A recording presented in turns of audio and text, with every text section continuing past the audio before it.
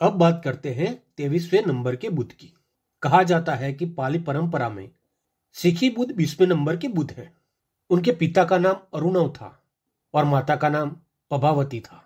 अरुणावती नामक स्थान पर उनका जन्म हुआ था। उनकी पत्नी का नाम सब्बकामा था। उनका अतुल नाम का एक पुत्र भी था। उन्होंने 8 महीने तक तपस्या की।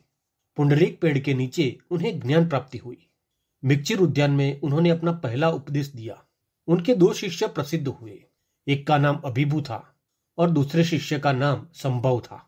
उनकी 2 प्रसिद्ध शिष्याएं भी रहीं, जिनका नाम अखिला था, जिसे कभी कभी मखिला भी कहा जाता है। उनकी दूसरी शिष्या का नाम पद्मा था। खेमंकर उनके प्रमुख सेवक थे। सिरिवद और छंद इनके मुख्य आश्रयदाता थे। सिखी बुद्ध माथे पर पगड़ी पहनते थे, इसीलिए उन्हें सिखी बुद्ध कहा गया। 24वें नंबर पर जो बुद्ध हुए उनका नाम वेसब्बु बुद्ध रहा। उनका जन्म अनोम नगर में हुआ था। उनके पिता का नाम सुपतित था, माता का नाम यशवी था और पत्नी का नाम सुचिता था। जब वेशब्बु जन्मे थे तब उनके मुंह से वुशब की आवाज निकली थी, इसीलिए उनका नाम वेसब्बु हो गया था। वेसब्बु बुद्ध को साल पेड़ के नीचे ज्ञान प्राप्ति हुई थी। अब बात करते हैं 25वें नंबर के बुद्ध की। 25वें बुद्ध का नाम ककुसंध था। उनका जन्म खेमवती नगर में हुआ था। पिता का नाम अग्गिदत्त था। उनकी माता का नाम विशाखा था और पत्नी का नाम विरोचमना था। उनका एक शिष्य प्रसिद्ध रहा जिसका नाम विदुर था। उनके पुत्र का नाम उत्तर था।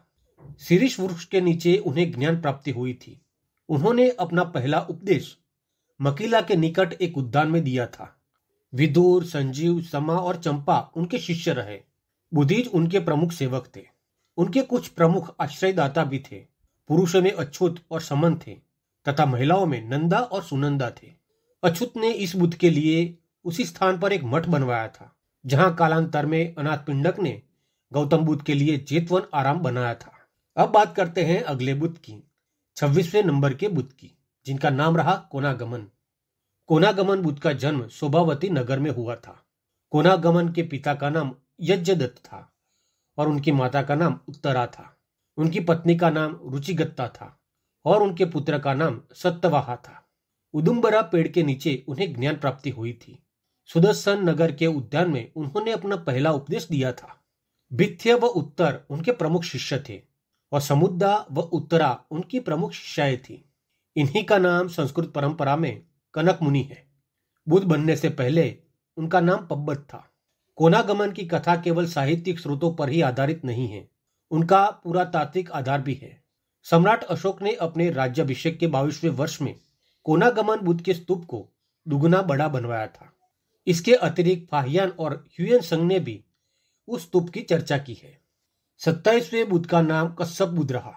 कश्यप बुद्ध का जन्म सारनाथ में हुआ था, जहां गौतम बुद्ध ने वर्षों बाद अपना पहला उपदेश दिया था।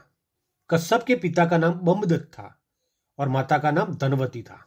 उनके जन्म काल में किकी राजा राज्य करते थे। उनकी पत्नी का नाम सुनंदा था तथा पुत्र का नाम विजित सेन था। वड़ के पेड़ के नीचे उन्हें ज्ञान मिला था। कश्यप बुद्ध ने अपना पहला उपदेश इसी पतन में दिया था। फाहियान और ह्यूएन संग ने भी कश्यप बुद्ध के तीर्थस्थलों की चर्चा की है। संस्कृत परंपरा में कश्यप बुद्ध के नाम से जाने जाते हैं, जो कि गलत उच्चारण है।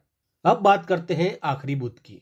आखिर में जो बुद्ध हुए वो गौतम बुद्ध हुए, जिनके बारे में आप सबको बहुत कुछ मालूम है। गौतम बुद्ध का जन्म नेपाल में हुआ था, लुम्बिनी नगर में हुआ था। उन्होंने अपने पहले शिक्षक अलारा कालम से ध्यान की तकनीक सीखी थी। गौतम बुद्ध ने अपना पहला उपदेश सारनाथ में दिया था। गौतम बुद्ध ने मध्यम मार्ग सिखाया था। गौतम बुद्ध की मुख्य शिक्षाओं में 4 आर्य सत्य थे और आर्य अष्टांगिक मार्ग थे। गौतम बुद्ध की मृत्यु कुशीनगर में एक साल के वृक्ष से नीचे हो गई थी। दोस्तों, यहाँ पर आपको एक बात याद रखनी है, जब 28 बुद्धों के नाम संस्कृत या हिंदी में लिखे जाते हैं तब उन नामों में कुछ लोग आधा र लगा देते हैं।